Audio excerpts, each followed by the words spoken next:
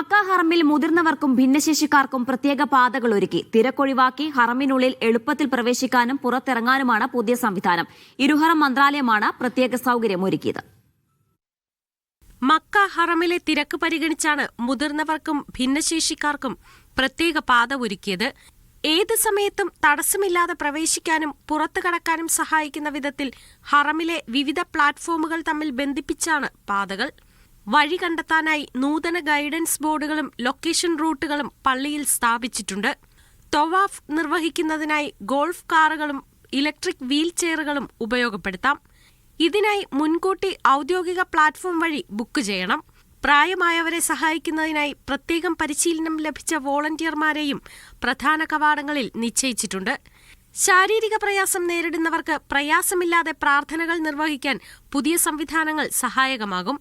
ഹറമിന്റെ 64, 91 എന്നീ കവാടങ്ങൾക്ക് സമീപം പ്രത്യേക പ്രാർത്ഥനായിടങ്ങളും ഇവർക്കായി സജ്ജീകരിച്ചിട്ടുണ്ട്.